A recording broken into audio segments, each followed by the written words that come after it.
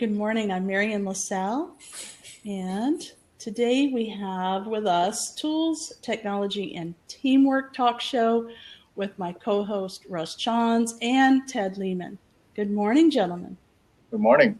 Good morning. How are you this fine day? I am just fine, and I know everybody else is. Now, we're all in Houston, believe it or not, all three of us, even though it looks like we're in different places, which we are, and we've got a big storm coming, so we're all like, when's it going to start raining? Yeah. When's it going to start? That's right. So Ted, will you tell us a little bit about yourself and how you got started in this cool business consulting company that you're in charge of? Sure, absolutely. Well, thanks for having me, by the way. Good morning to you, Marian and Russ. I am Ted Lehman, and I have been in the industry for a very long time, and specifically on the oil and gas. And I have ran projects as a project managers, project directors. I started off as construction manager as well. And I've run $2.5 billion worth of projects in my portfolio.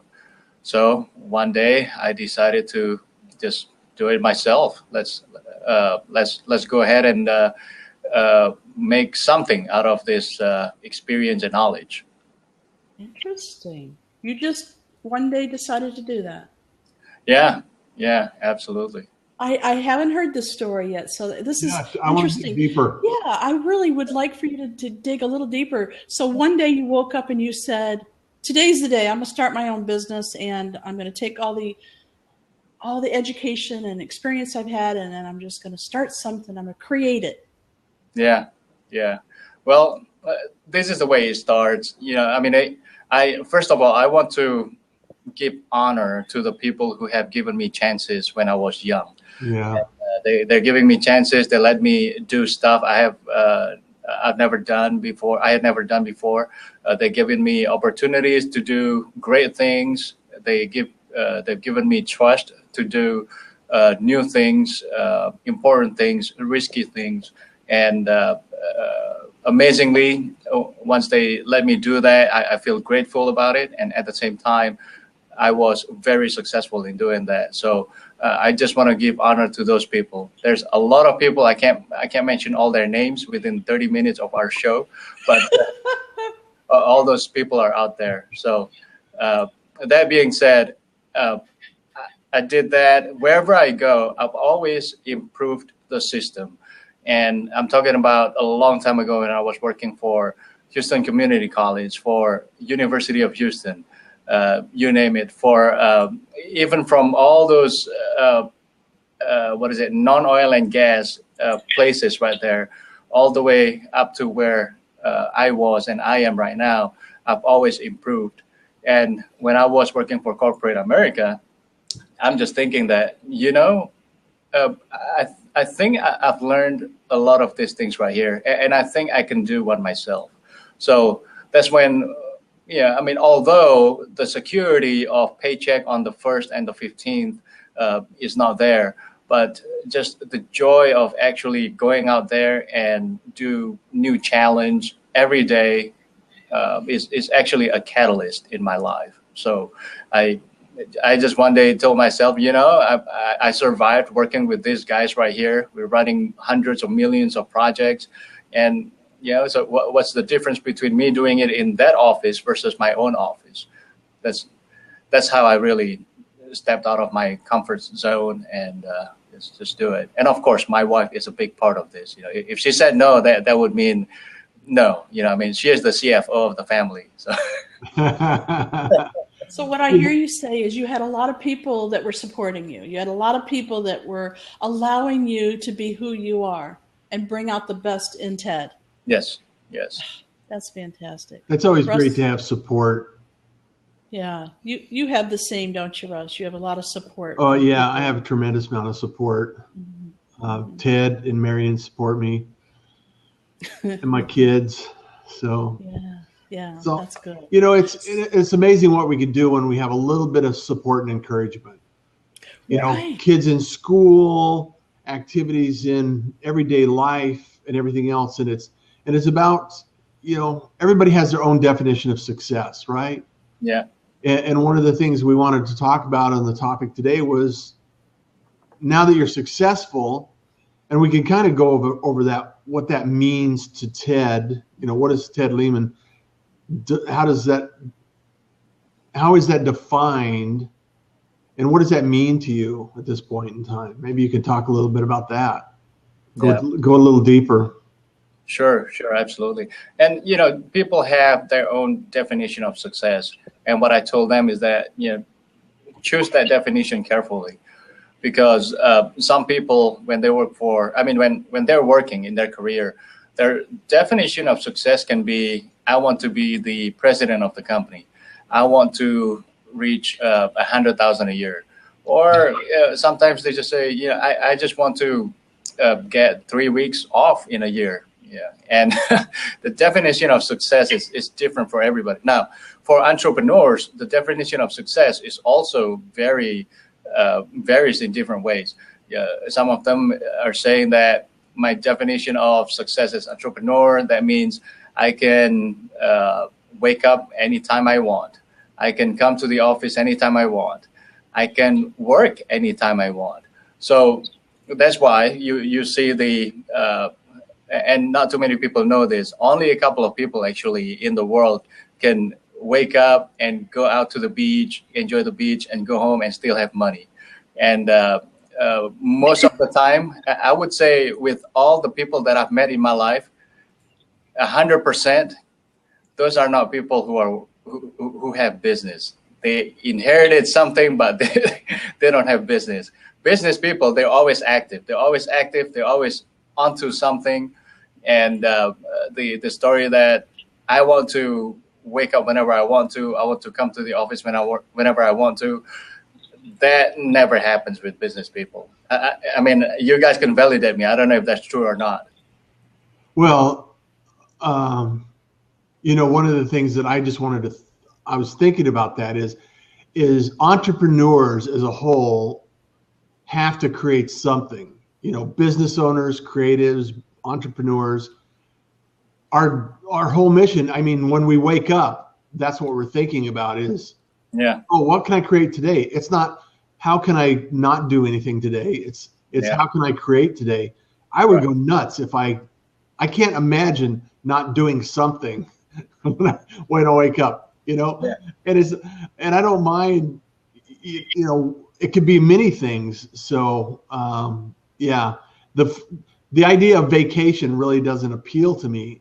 I go on vacation and I would be going nuts after about day 2. It's like, okay, what can I do? I want to do something. Right. So it means different things to different people, I guess. Marianne, what about you? Well, when I want to be known, as successful, I think it's more of the income that's coming in. It's not really recognition, maybe from my peers or from the internet or how many likes I have. I think it's more of how much income is coming in. When I reach a certain point, then I'll know I'm going to be successful. Yeah. Sorry, it's all about the money for me. Well, that's okay. No worries about that. Yeah, and I don't know if people have ever define a money in such a way, but to me, the definition of money is certificate of work. In other words, it's a proof that you have worked towards something, and they put that certificate in a form of paper, and that paper is money, and that money you can barter to buy whatever you want. So, I mean, money is important, by the way, Marianne. So I don't disagree with you. We need money to live. There's no other way around it. Right. Yeah. I think for myself, it's the freedom that money brings. The flexibility to create what I want to create, not necessarily lounge around, right? Oh, yeah, I'm not a lounger, no. No, you're not a lounger either, and I know that about you. No. and I think it's important for us to actually just kind of measure this for the conversation, for the sake of conversation, because you've worked very hard, Ted, on the businesses that you have, and delegating responsibility intelligently and very cautiously as you move and grow, right? And that's what has allowed you the flexibility and the freedom that you have today. Right. Making good choices over time. And one of the things that I really love is, hearing stories about successful people like yourself that have, started out with an idea and a concept, and you continue to build on that concept. So what are some other things, some other examples of, successful people that and you could appreciate their story about? Do you have any examples that you can share with us that you like and appreciate? Yeah, absolutely. I'm sure you guys remember George Foreman. George Yes. Foreman, yeah. Yeah, and if you who are listening to this show, you don't know George Foreman, you probably know him as the George Foreman Grill. That's right. Yeah, and We all have one. yeah, that's right. Yeah, he was a great boxer. He was the what is it? He was number one before Muhammad Ali beat him back in the days, and and Really? No, I didn't know that. yeah. Muhammad Ali. I'm sorry. I started knowing George Foreman when the Grill came out, so that's. Oh no. So you What's probably going on? you probably know Muhammad Ali and Mike Tyson. Yes. So Yes. before those two guys, it was George Foreman. I mean, he was that good. I mean, Darn. he's 6'4". He's taller than Muhammad Ali. He has reach a reach longer than Muhammad Ali. I mean, he was a big guy. I mean, he was a powerhouse. Yeah, he was a killing machine, and I mean, his vision back then. As a matter of fact, the name of Killing Machine actually it was true. I mean, he was just whenever he gets on the ring, his tune is his aggravation. It's like anger. That's how he won. Before he actually turn around in his life and say, you know what, it's enough about me. So one day after he lost his title, he fought again, he won, and he said, you know what else? I mean, this is it. It's just getting stagnant, and I feel that I have reached my success point in life. So he stopped. He stopped boxing, and he started ministering in Houston as a pastor. And he started ministering at church. Kept on going. Really? Yeah, and I guess going back to what you're saying, Marianne, money buys you stuff. So one day he told himself, you know what, guys, we're running out of money. The church. We need some more money to run the church. That's right. So what he did, and this is what I meant by you're not successful, now what? This is it. And he actually said, okay, I'm successful, now what? Now he wants to go back to the society and take care of them. He wants to do more than just for him and his family. So he went back to fighting. And of course he was out of shape. He was older, and people were making fun of him because the way he was boxing is no longer like a boxer. They say he was doing kind of like an armadillo kind of thing. He was basically just hiding behind his arms, and people were laughing, but he was winning. And he's still making money, right? That's at the end of the day. That's what it is. So he went back and he fought several times, a lot more times actually, almost as many as before he retired. He fought, and those proceedings is for him to go back to give to the society. So he has passed the successful point, and then now he was giving it to people. Yeah. So this is what you're talking about. He was successful. Now what? Right? This is what you meant by that. Okay. So you can be a success in something and then start something completely new, or even within his industry. I mean, because fighter and a grill, I mean, how did that? Yeah. I mean, well, that's what it is. So he was fighting, and he was fighting. Everybody said, you know what, George, you're getting old. This is not healthy for you. He said, but I need money to give back to society. I need money to do things. I need money to help people. So that's when they say, have you ever tried going to commercial? Have you ever tried doing something? Have you ever tried selling grill? and the grill actually, I don't know if people know this, but it was very successful. That it made him $200 million, and that's more money than he's ever made in his boxing career. Yeah. Amazing. Hey, Marion, you want to sell a grill? Someone has to do the boxing. I'll do the boxing, Marion. Yeah, right. Thank you for that. Oh, that's very, and and I want to make sure that we capture this frame of reference, because he went back to that. He went back to boxing so he could give more to society. Yes. It seems like when people get really wealthy, you see it in Warren Buffett and you see it in Bill Gates. They're giving back now. They're huge philanthropists, and they're giving huge efforts back into the community and society as a whole. And you can actually define success as the ability to give back, right? Right. So it's amazing, and I just wanted to make sure that we recognize that, because I'm sure that George Foreman has delivered a lot back into his community. Yeah, absolutely. And what I tell people is this: you don't have to be as rich as George Foreman before you start giving back. You can give back right now. Right now, you can easily go to shelter to volunteer. That's free. Mm-hmm. You can, if you have old clothes, instead of throwing it away, give it to Salvation Army or to Goodwill. I bought my tie and suit from Salvation Army a long time ago. So somebody did me good. Yeah. And give something. There are something that you can give. You don't have tangible items or old items. Give your time, and giving your time is very simple. Actually, you just go to shelter, go to churches, or somewhere in your community. Just greet people. Your smile makes a difference, and smiles are free, right? That's where the quote is from.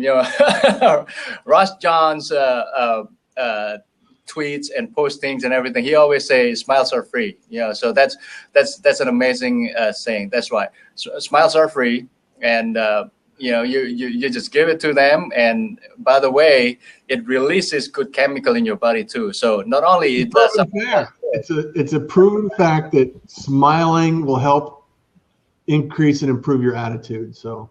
That's right. Oh, Red O'Laughlin taught me this. Now, if you are not feeling well and you just fine, I don't want to smile, then you can force yourself to smile. It gives you the same chemicals by putting a pencil in your mouth.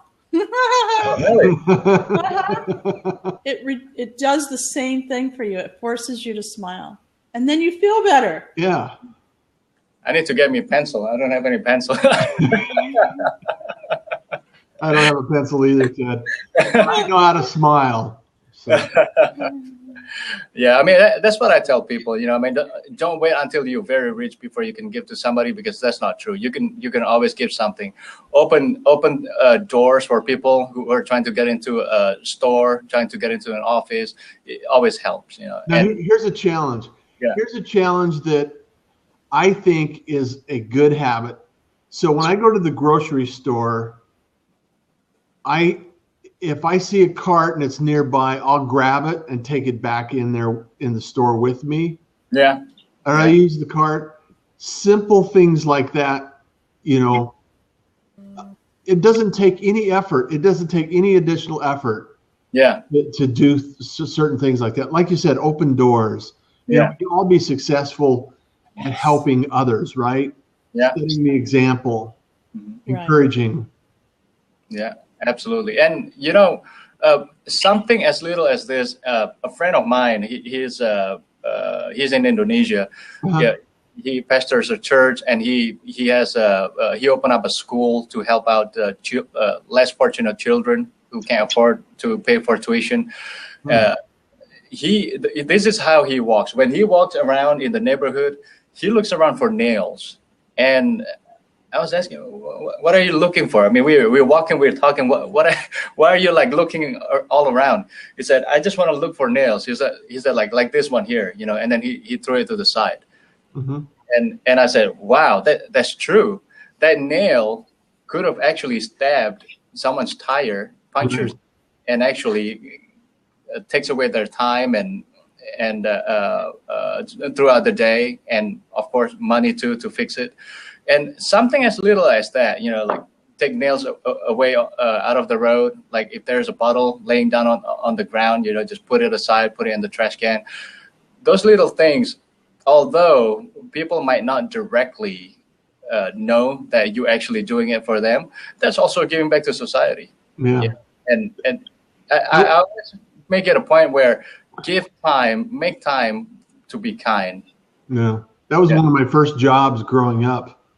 When I was about 5 years old, my dad would take me onto the construction site and he'd give me a bucket. And my job was to go around and pick up all of the nails on the construction site, find as many as I could. And then the second half of the day, I would have a hammer and I would be straightening nails out.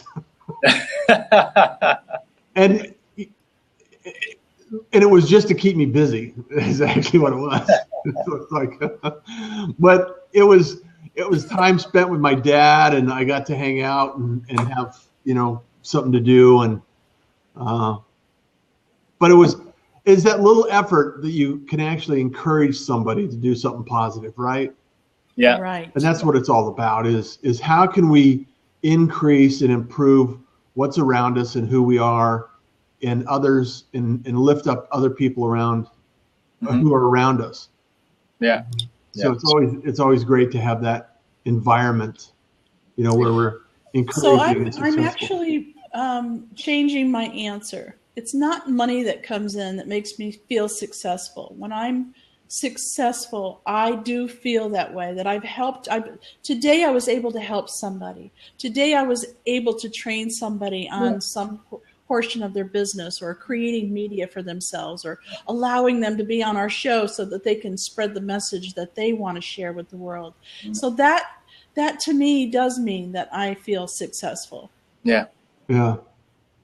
So Absolutely. I changed it.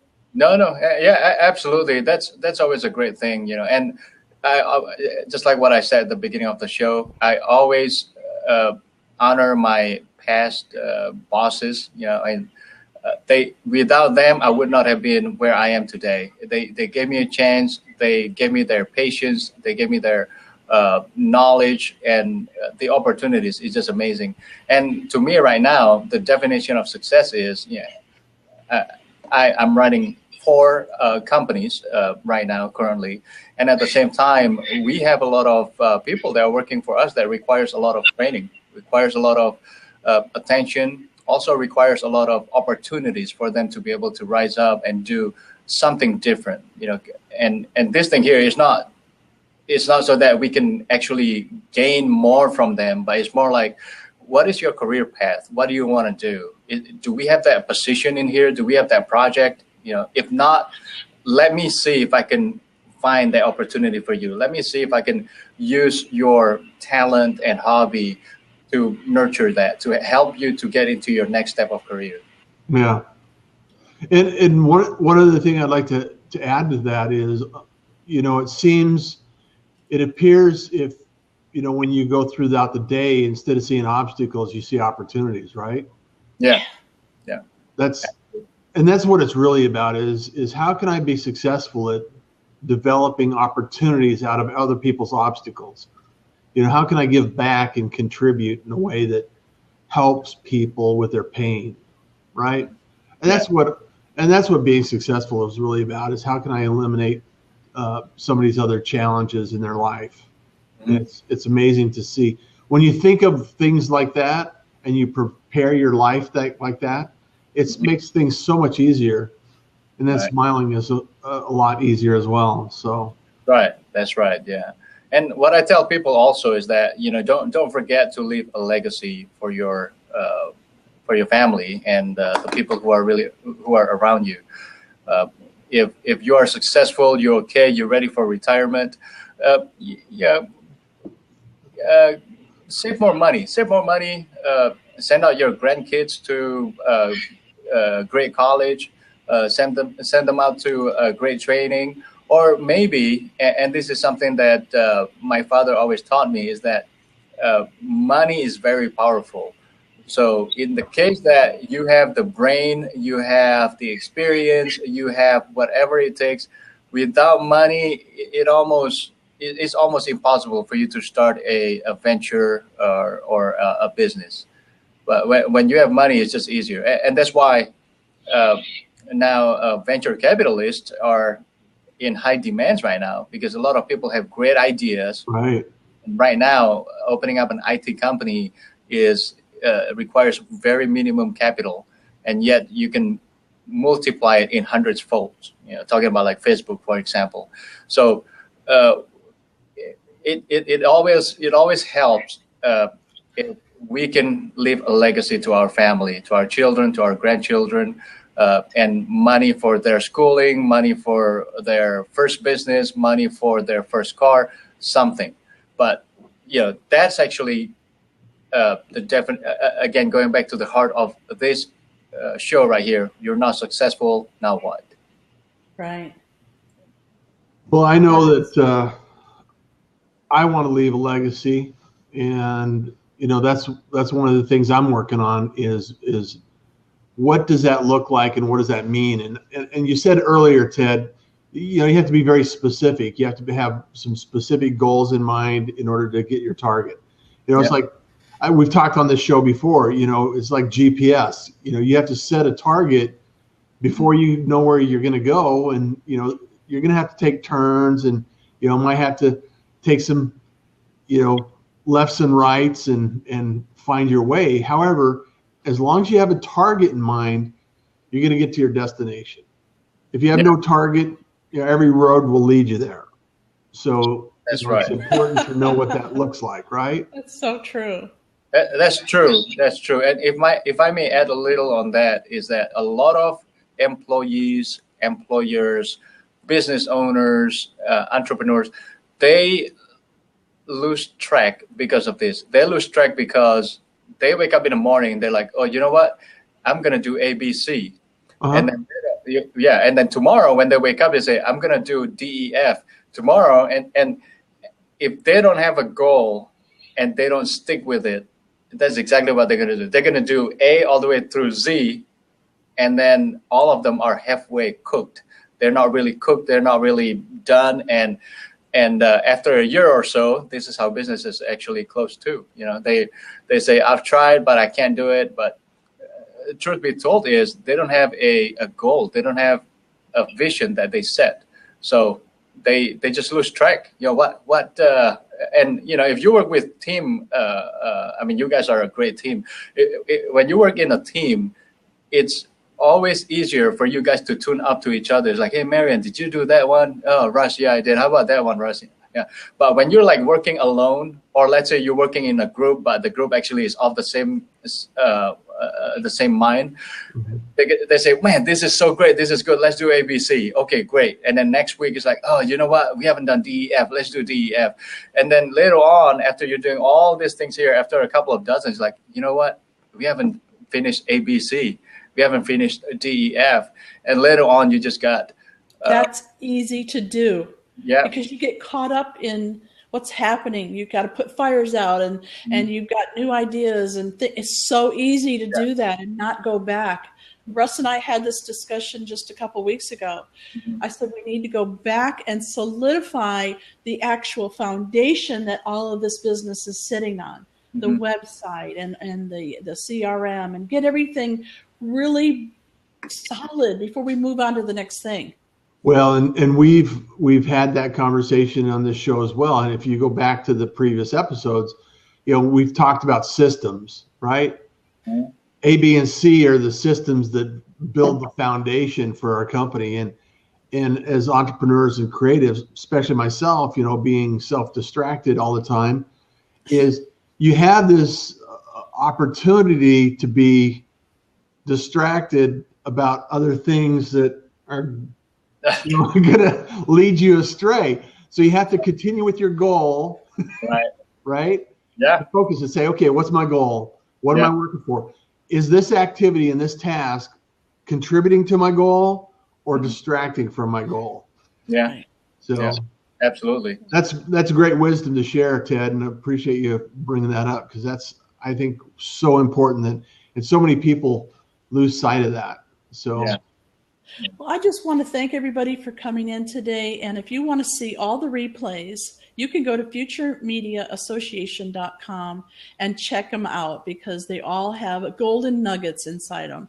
So I highly recommend that. Go to futuremediaassociation.com and you'll be able to see the TV tab and make sure you to watch and join in because we're here every Tuesday at 9:30 Central Time. And thank you for attending. And I want to say, have a good day and stay dry. All right. Thank you, Marianne. Thanks, Marianne. Thank you. Thanks, Ted. Thanks. Bye now.